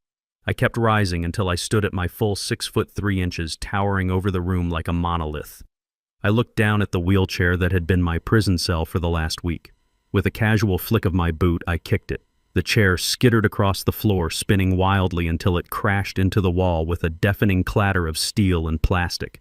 I reached for the lapels of the moth-eaten suit jacket Tiffany had forced me into. It was soaked in cheap wine and reeked of their disrespect. I grabbed the fabric in my fists. With a sudden, violent motion, I ripped it open. The buttons popped off, pinging against the floorboards and hitting the coffee table like hail. I shrugged the heavy, wet fabric off my shoulders, letting it drop to the ground in a sodden heap. I tore at the stained dress shirt underneath, ripping the buttons from the placket until it hung open. Underneath, I was wearing a tactical vest and a fitted charcoal dress shirt that Reggie had brought me in the ambulance. I adjusted my cuffs. I straightened my collar. I ran a hand over my head, smoothing back my gray hair. I rolled my shoulders back, feeling the vertebrae crack into alignment. The transformation was absolute. The stooped, drooling stroke victim was gone. In his place stood Cyrus Blackwood, the man who had built skyscrapers from mud and negotiated deals with men far more dangerous than these suburban parasites. The sound of Tiffany's wine glass hitting the floor was like a gunshot. The crystal shattered, sending shards of glass and red wine exploding across her pristine white heels. She did not look down. She did not flinch. Her eyes were locked on my face, bulging from her skull as if her brain could not process the image it was receiving. Her mouth hung open, a silent scream trapped in her throat. She took a shaky step back, her legs wobbling so violently I thought she would collapse. She looked at Tyson, then at Reggie, then back at me, trying to solve an equation that had no answer. Her face was a mask of pure, unadulterated terror. The arrogance, the smug superiority, the cruelty, it all drained out of her, leaving behind a pale, trembling shell. Tyson was still on the floor where I had shoved him. He walked backward, pushing himself away with his heels until his back hit the sofa. He was hyperventilating, his chest heaving up and down in short, sharp gasps that sounded like a dying engine. He looked like a child who had just seen a monster crawl out from under his bed, only to realize the monster was his own father. He tried to speak, but only a high-pitched wheeze came out. He clawed at his collar as if he were choking. The party guests, the sharks and hustlers and fences who had been laughing at me 5 minutes ago, were now statues of fear. They knew the smell of power. They knew the scent of a predator, and they smelled it now rolling off me in waves. The air in the room had changed. It was no longer a party. It was a cage. The man in the snakeskin jacket tried to edge toward the back door, his eyes darting around looking for an escape route. Reggie simply cleared his throat, a sound like grinding stones, and stepped into his path, blocking the exit with his massive frame. He crossed his arms over his chest, his suit jacket straining against his muscles. "Nobody leaves," Reggie rumbled, his voice vibrating the windows. "The room is sealed." Panic began to ripple through the crowd. A woman near the kitchen dropped her purse, spilling stolen silverware onto the tile. A man by the window spilled his beer down his front. They looked at each other, realizing they were trapped. They realized they had been mocking a man who could buy and sell their entire lives before breakfast. They had thrown wine on a man who commanded an army. I saw the chop shop owner reach for his pocket, perhaps for a weapon, but he froze when he saw the cold, dead look in my eyes. He knew. He knew that if he made a move, he would not leave this house walking. I took a step forward. The floorboards did not creak this time. They seemed to solidify under my weight. I walked to the center of the room, stepping over the puddle of wine and broken glass, my boots crunching on the shards. I stopped in the middle of the Persian rug. I looked around the room, making eye contact with every single person. I looked at the fence. I looked at the disbarred lawyer. I looked at the guests who had laughed when the wine hit my face. They all looked away, unable to meet my gaze. I was sucking the oxygen out of the room. I was the gravity well, and they were being pulled in. I turned to Tyson and Tiffany. They were huddled together on the floor, a pathetic tableau of greed and cowardice. I stood over them, my shadow casting a long, dark shape over their trembling bodies. I did not raise my voice. I did not have to. When you have true power, you do not need to shout. You just need to speak. You thought the old lion had lost his teeth. I said, my voice low and rumbling like distant thunder filling every corner of the room. You thought because I walked slow and drove an old truck that I was weak. You thought because I loved you that I was blind. You mistook patience for weakness. You mistook silence for stupidity. You thought you could drug me. You thought you could sell me. You thought you could throw me in a basement and wait for me to die. I leaned down, getting close enough that they could see the fire in my eyes, close enough that they could feel the heat of my rage. But I was not weak. I hissed. I was just resting. I was just watching. I was giving you enough rope to hang yourselves. And tonight you kicked the chair out. I am not the victim here, children. I am the judge. I am the jury. And I am the executioner. And court is now in session. I turned my back to the cowering figures of my son and his wife and walked toward the fireplace. Above the mantel, mounted flush against the stone, was the 85-inch television Tyson had bought 3 months ago. I knew from my review of his credit card statements that he had paid $4,000 for it using a card opened in my name. It was a symbol of his gluttony, a massive black mirror that dominated the room. I picked up the remote control, which was sitting on the mantel next to a half-empty bottle of champagne. It felt light in my hand, plastic and insignificant, but in that moment it was the gavel of the judge. I turned back to face the room. The guests were frozen in place, staring at me with a mixture of fear and morbid curiosity. They knew something was coming. They knew the violence was over, but the judgment was just beginning. "You all came here for a show," I said, my voice booming in the silence. "You came to pick the bones of a dying man. You came to celebrate the liquidation of my life. Well, I am a gracious host. I would hate to send you home without entertainment. I pointed the remote at the screen and pressed the power button. The massive screen flared to life, illuminating the room with a harsh blue light. It was connected to a laptop sitting on the side table, a laptop Reggie had set up while I was revealing myself. The screen did not show a football game or a movie. It showed a logo, a golden lion on a black shield, the insignia of Blackwood Security. Tyson looked up from the floor, his eyes squinting against the glare. "What is that?" he whispered. "This," I said, "is the family home video you never knew we were making." I pressed play. The image on the screen was crystal clear. It was high-definition footage taken from a camera hidden in the smoke detector of the kitchen. The timestamp in the corner read December 24th, 6:40 p.m. The room gasped. There on the screen, larger than life, was Tiffany. She was standing at the island, her face twisted in a mask of intense concentration. The audio was perfect, amplified by the expensive surround sound speakers. The sound of ceramic grinding against ceramic filled the room. Scrape, scrape, scrape. We watched as Tiffany poured the blue powder from the mortar into the bowl of sweet potato pie. We watched Tyson standing in the background, scrolling frantically on his phone. "How long does it take?" Tyson's voice echoed from the speakers loud and clear. "Less than an hour if the dose is high enough," Tiffany's voice replied. The party guests recoiled. A woman near the back covered her mouth with her hand. The disbarred lawyer shook his head, muttering a curse. They were criminals, yes, but there is a hierarchy to crime. Theft is one thing. Poisoning your own father at Christmas dinner is a level of depravity that even the underworld finds repulsive. I fast-forwarded.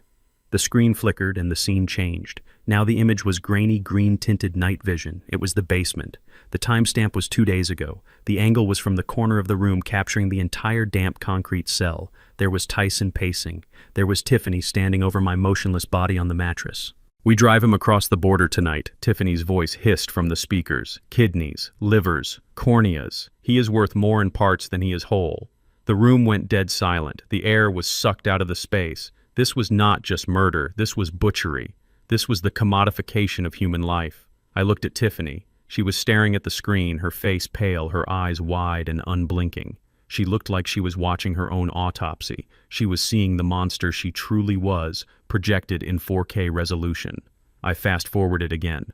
The study. Tyson sitting at the desk, surrounded by papers. He was holding a pen, his hand shaking. Just one signature, he muttered to himself on the screen.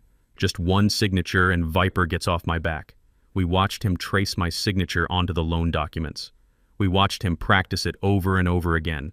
We watched him commit felony forgery and fraud with the desperate, sweating intensity of a junkie.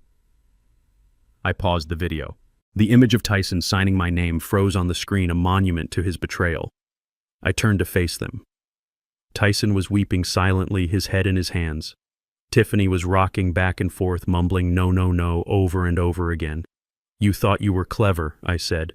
"You thought you were invisible. But I have been watching you. Every moment, every lie, every crime. It is all here. Terabytes of evidence. Enough to put you away for 3 lifetimes. But that is not the best part," I continued. I pressed a button on the remote. The video of the forgery shrank, minimizing into the top left corner of the screen. The rest of the screen was suddenly filled with a different interface. It was a social media platform, a live stream dashboard, and in the center of the dashboard was a live feed of the room we were standing in right now. It was being filmed by a camera hidden in the motion sensor of the alarm system in the corner, and on the right side of the screen was a waterfall of text. It was moving so fast it was a blur. Comments, reactions, emojis. I pointed to the counter in the top right corner. The number was ticking up rapidly. 48,000, 49,000, 50,000. "Say hello to the world, children," I said, my voice cold as ice. "You are live." Tiffany looked at the screen. She saw the comments scrolling by. "Monster. Lock her up. I hope they rot. Call the FBI. She killed her own father-in-law. Despicable." The color drained from her face so completely she looked like a corpse. She scrambled to her feet, her hands clawing at her hair.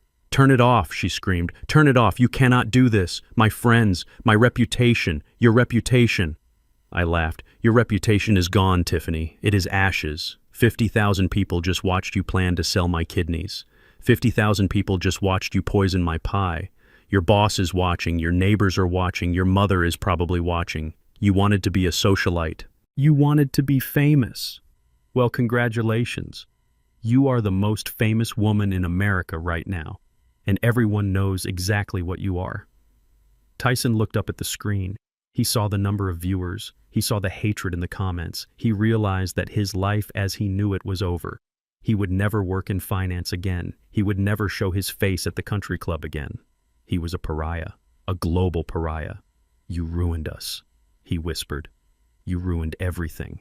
I did not ruin you, I said, stepping closer to the camera so my face filled the live stream feed. I just turned the lights on. You ruined yourselves. I just made sure there was an audience to see the wreckage. I looked directly into the lens addressing the 50,000 strangers judging my family. This is what happens when you bite the hand that feeds you, I said. This is what happens when you mistake kindness for weakness. I turned back to Tyson and Tiffany. They were huddled together on the floor, sobbing, broken by the weight of 1,000,000 digital eyes. The police are on their way, I said, but honestly, prison will be a vacation compared to what is waiting for you out here. The internet never forgets, and neither do I. The live stream was still scrolling a waterfall of judgment on the massive screen, but I turned my back on it. The court of public opinion had rendered its verdict, but I still had the financial sentencing to deliver. Reggie stepped forward and handed me a thick black binder. It was heavy, not just with paper, but with the weight of my son's stupidity. I threw it onto the coffee table. The loud slap of the plastic against the wood made Tyson flinch. He looked up, his eyes red and swollen. Open it, I commanded. My voice was not loud, but it carried the weight of absolute authority. Tyson reached out with a trembling hand and flipped the cover. The first page was a corporate organizational chart. At the top was Blackwood Holdings. Branching down were various LLCs, property management firms, and investment vehicles. At the very bottom, nestled under the distressed assets division, was a logo he knew well. A green snake coiled around a dollar sign. Viper Capital. Tyson stared at the page, his brow furrowed.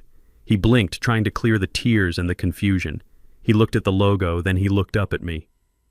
I do not understand, he whispered. Why do you have Viper's internal documents? Did you pay them off? Did you buy my debt? I let out a short, sharp laugh. It was devoid of humor. You really are blind, Tyson. I did not pay them off. I did not buy your debt. I own the debt. I have always owned the debt. Viper Capital is a subsidiary of Blackwood Holdings. I bought that shark outfit 3 years ago to clean up the neighborhood and keep an eye on predatory lending practices. And imagine my surprise when my own son's name popped up on the delinquent list. Tyson's mouth fell open. Tiffany stopped her rocking and looked up her face, a mask of sheer disbelief. You own Viper, she croaked. I own the paper, I said, leaning over them. I own the sharks. I own the collectors.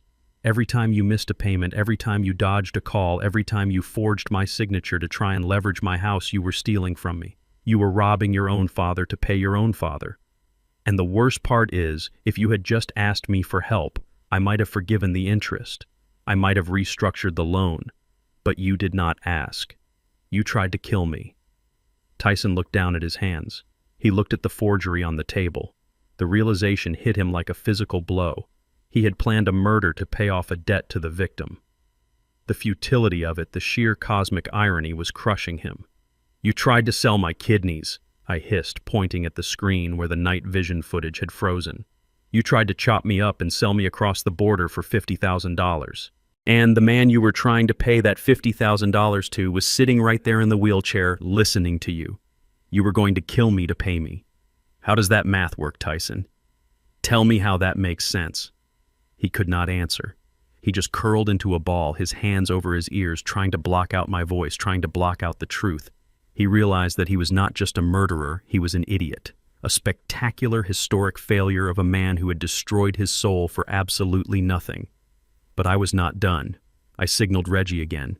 He reached into his briefcase and pulled out a single blue document. It looked official, stamped with a government seal. He placed it on the table next to the Viper chart. And then there is the matter of the house, I said, my voice dropping to a conversational tone that was somehow more terrifying than shouting. You were so worried about the equity. $2 million, you said. You were already spending it. You were looking at condos in Buckhead. You were picking out curtains. Tiffany looked at the blue paper. Her eyes were hungry again, desperate for a lifeline. Is that the deed, she asked? Can we still sell it? If we go to jail, can we use the money for lawyers? I shook my head slowly, marveling at her tenacity. You still do not get it, do you? You cannot sell this house. You never could, because this house does not belong to me. What do you mean? Tyson asked, lifting his head. It is in your name. I checked the county records. You checked the public records I corrected. You did not check the trust filings. 5 years ago, after your mother passed, I transferred the deed of this property into an irrevocable charitable remainder trust. The beneficiary is the St. Jude's Home for Orphaned Children. The room went silent again. Even the live stream chat seemed to slow down as the viewers processed this new twist. I have a life estate, I explained. That means I have the right to live here until my heart stops beating. But the second I die, the ownership transfers instantly and automatically to the orphanage. There is no probate. There is no inheritance. There is no equity for you to steal. I leaned in closer, my face inches from Tiffany's. So when you were grinding up those pills, when you were planning to push me down the stairs or drive me to Mexico, you were not speeding up your inheritance. You were speeding up your eviction. If I had died tonight, you would have been homeless by morning. The charity would have kicked you out before my body was even cold. You were killing me to make yourselves destitute. Tiffany stared at me. Her brain was trying to find a loophole, trying to find a way to win, but there was none. The walls were closing in. The house she coveted, the symbol of the status she craved, was a mirage. She was sitting in a house that belonged to orphans. She was a squatter in a charity ward. We have nothing, she whispered. The realization was total. Her voice was hollow, stripped of all its sharpness. We have no money. We have no house. We have no jobs. We have nothing. You have debt, I reminded her. You owe me $300,000 in credit card fraud. You owe Viper $50,000 plus penalties. And you owe the state of Georgia a lot of time. Tyson let out a low moan, a sound of pure animal despair. He looked around the room, at the lavish furniture, at the expensive electronics, at the trappings of the life he had stolen. It was all dust. It was all borrowed. He had betrayed the only person in the world who had ever truly loved him, and he had done it for a prize that did not exist. He had sold his soul for fool's gold. I stood up straight, adjusting my cuffs. The final nail was in the coffin. I had stripped them of their illusions. I had shown them that their greed was not only immoral, it was incompetent. They were not masterminds. They were fools playing with matches in a powder keg. And now the explosion was here. Tiffany collapsed. It was not a theatrical faint. It was a genuine physical failure. Her legs gave out and she slid sideways, hitting the floor with a dull thud. She curled into a fetal position, her expensive dress bunching up around her waist, her face pressed into the Persian rug. She began to scream. It was a high, thin sound like a tea kettle boiling over. She screamed for her lost life. She screamed for her lost freedom. She screamed because the reality of her future had finally crashed down on her. She was going to prison. She was going to be a felon. She was going to be poor. And for a woman like Tiffany, being poor was a fate worse than death. Tyson did not scream. He just shook. He sat cross-legged on the floor, rocking back and forth, his eyes wide and unseeing. He was muttering to himself, a stream of gibberish. I am sorry, Dad. I am sorry. It was the pie, the blue pills, the ink. It is hard to wash off. He looked at his thumb. The red ink from the pad was still there, bright and damning. He started to scrub it against his pants, frantically trying to erase the mark of his betrayal. Out-damned spot. But it would not come off. It was stained into his skin, just as his crime was stained into his soul. Reggie stepped up beside me. The police are 2 minutes out, Cyrus, he said quietly. The perimeter is secure. I looked down at the wreckage of my family, my son broken and babbling, my daughter-in-law screaming into the carpet, the live stream audience watching it all, eating up the tragedy. It was a scene of total devastation, a nuclear wasteland of the heart.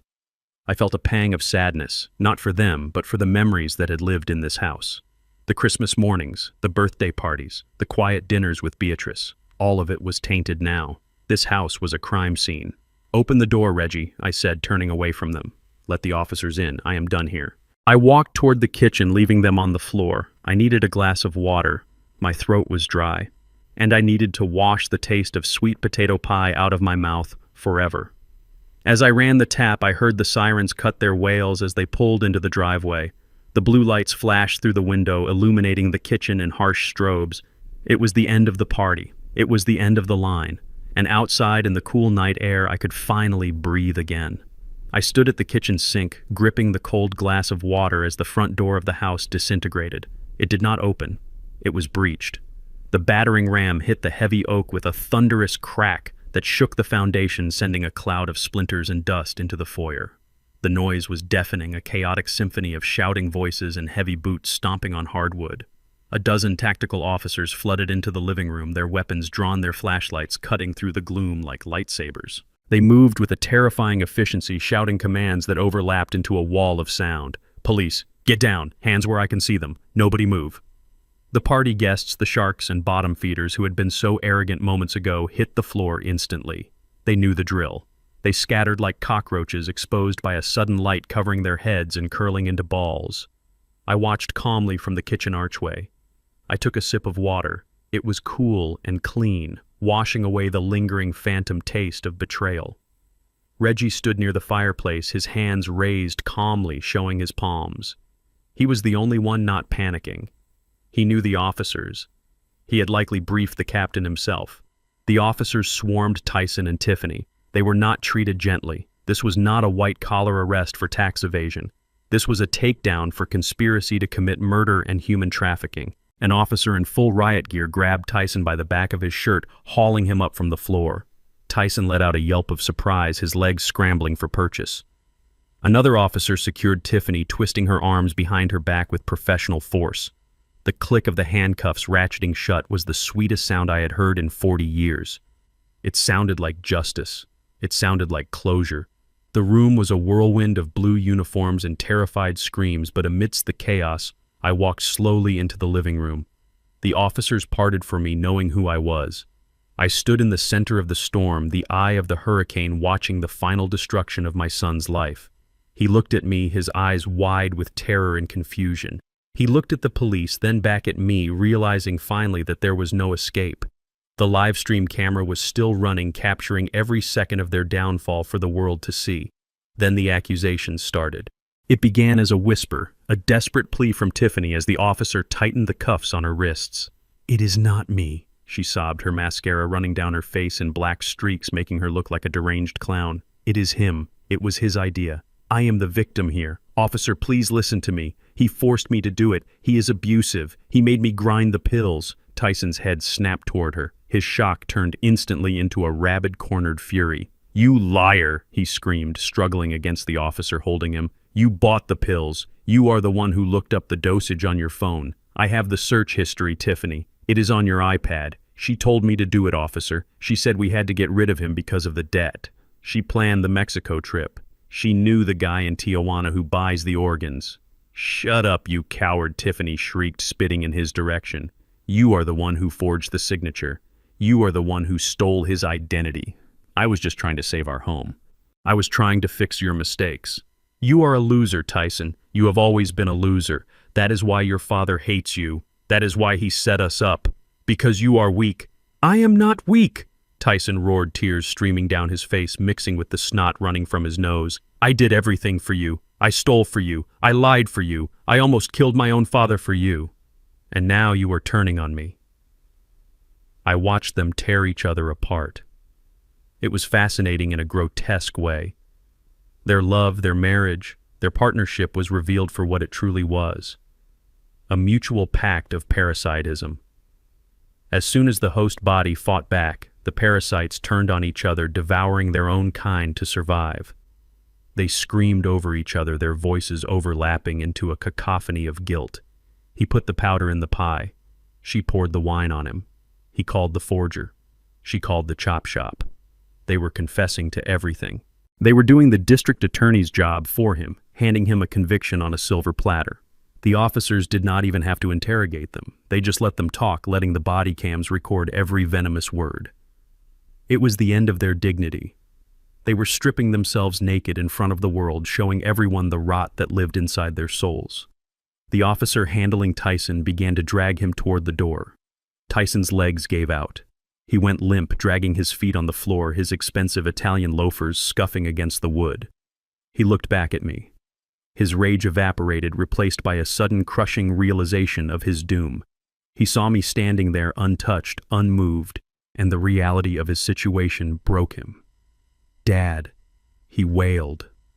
The word hung in the air, pitiful and small. He threw himself forward, breaking the officer's grip for a second. He fell to his knees, sliding across the floor until he was at my feet. He could not use his hands because they were cuffed behind his back, so he pressed his forehead against the toe of my boot. He was prostrating himself. He was begging, "Dad, please. Tell them to stop. Tell them it was a mistake.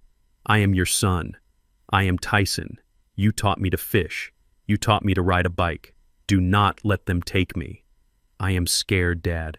I am so scared." I looked down at him. I looked at the back of his head, at the hair that was thinning just like mine had at his age. I remembered holding him when he was a baby, promising to protect him from the world. I remembered the pride I felt when he graduated college. I remembered the day he got married, thinking he had found happiness. But then I remembered the blue powder in the mortar. I remembered the cold basement floor. I remembered his voice discussing the price of my kidneys. I felt a single tear roll down my cheek, but my heart remained stone. I did not step back. I did not kick him away. I reached into my pocket and pulled out a handkerchief. It was a simple white cotton square pressed and folded. I leaned down slowly. Tyson looked up, hope flaring in his wet eyes, thinking I was reaching for him, thinking I was going to wipe his tears. I reached past his face. I touched the handkerchief to the toe of my boot, right where his forehead had rested. I wiped the leather, removing the smudge of sweat and grease he had left there. I cleaned my shoe. I stood up, folding the handkerchief, exposing the dirt-stained side to him before dropping it onto the floor beside his knee. "My son died 3 days ago," I said, my voice devoid of all warmth. "He died the moment he watched his wife poison my food and did nothing to stop her. You are not my son. You are just a stranger who broke into my house." Tyson let out a sound that was not human. It was the sound of a soul breaking. The officer grabbed him by the arm and hauled him up, dragging him backward toward the door. He did not fight anymore. He just stared at me, his eyes dead, his spirit crushed. Reggie stepped up beside me, placing a hand on my shoulder. "It is over, Cyrus," he said quietly. "They are gone." I watched them disappear through the shattered door into the flashing lights of the police cruisers. I listened as the sirens began to wail again, carrying away the wreckage of my family. I stood alone in the living room, surrounded by the debris of the party and the silence of an empty house. I was tired. I was old. But I was alive. And for the first time in a long time, I was free. The trial was not a spectacle, it was a formality. With the live stream footage, the forged documents, and the testimony of the FBI informant, there was nowhere for them to hide. Their expensive defense team, paid for by liquidating the last of Tiffany's jewelry, could not save them from the mountain of evidence I had systematically compiled. I sat in the front row of the courtroom every single day. I wanted them to see me, to see. I wanted them to remember the face of the man they tried to kill, not as a victim, but as the architect of their demise. When the gavel finally fell, it sounded like the heavy door of a vault slamming shut. Tyson Blackwood and Tiffany Blackwood were found guilty on all counts, including conspiracy to commit murder, aggravated identity theft, and elder abuse. The judge, a stern woman who had watched the videos with visible disgust, sentenced them to 20 years in federal prison without the possibility of parole. They did not look at me as they were led away in chains. They looked at the floor. They looked at the shackles on their wrists. They were no longer the socialites of the suburbs. They were inmates' numbers in a system that did not care about their aspirations or their comfort. The house was seized by the authorities. The cars were repossessed. The remaining assets were auctioned off to pay a fraction of the restitution they owed me and the state. Everything they had built on a foundation of lies was ground into dust. Justice is not always swift, but in this case it was absolute. They wanted a life of leisure at my expense. Now they have plenty of leisure time in a 6x8 cell to think about the price of sweet potato pie. 6 months later, I stood on a quiet hill overlooking the Atlanta skyline. The grass was green and manicured, the air smelling of magnolias and fresh rain. In front of me stood the simple granite headstone of my wife, Beatrice. For years I had come here alone, bearing the weight of my secret success and the heavy burden of our son's failures. But today I was not alone. Standing behind me in a respectful semicircle were 12 young men and women. They were doctors, engineers, teachers, artists. They were not my blood. They did not share my DNA. They were the children of the St. Jude's Home for orphaned children. They were the recipients of the trust fund I had established decades ago. The true beneficiaries of the real estate empire I had built in the shadows. I had paid for their colleges. I had mentored them. I had watched them grow into the people Tyson refused to become. A young woman named Sarah stepped forward. She was a pediatric surgeon, now a woman who saved lives every day instead of trying to take them. She placed a hand on my arm. "We are here for you, Mr. Blackwood," she said softly. "You are our father in every way that matters." I looked at them. I saw respect in their eyes. I saw gratitude. I saw love. It was not the transactional love of Tyson and Tiffany. It was earned. It was real. I realized then that I had not lost a family. I had simply pruned a dead branch so the rest of the tree could flourish. Beatrice would have loved them. She would have been proud, not of the money, but of the lives we built with it. People often ask me if I regret what I did. They ask if it hurts to send your own flesh and blood to prison. The answer is simple: no. Regret is for mistakes. What I did was a correction. I spent a lifetime believing that blood was the strongest bond on earth. I thought that if I gave my son enough, if I loved him enough, he would become a good man. I was wrong. Blood is just biology. Loyalty is a choice. Integrity is a choice. And when someone chooses to betray you, they forfeit their seat at your table regardless of whose last name they share. I learned the hard way that you cannot buy character. You cannot inherit dignity. Money is a magnificent tool, but it is a terrible master. It revealed my son's rot, just as surely as it revealed the potential in the orphans standing behind me. I turned away from the grave. I walked down the path, my head held high, my stride strong. Waiting at the curb was not my rusted Ford truck. It was a gleaming black Rolls-Royce Phantom. The driver opened the door for me. I slid into the leather seat, leaving the dust of the past behind. I had my health. I had my true family. And I had my peace. The world thought I was a victim. They thought I was a frail old man ripe for the taking. They forgot that before you can build a skyscraper, you have to dig a deep foundation. And I have been digging for a very long time. I am Cyrus Blackwood, and I am just getting started. This story teaches us a brutal but necessary truth. Biological relation is not a license for abuse. We often cling to toxic family members out of a sense of obligation, believing that shared DNA justifies forgiveness for the unforgivable. But true loyalty is earned through respect, not inherited at birth. My son mistook my silence for stupidity and my generosity for weakness, proving that money does not change people, it simply unmasks them. In the end, the most important investment you can make is not in real estate or stocks, but in your own self-worth. Never set yourself on fire just to keep ungrateful people warm. If you enjoyed this story of ultimate justice, please hit that like button and subscribe to the channel for more. Let me know in the comments below, would you have forgiven Tyson because he was family, or would you have sent him to prison just like I did? I read every single comment. See you in the next story.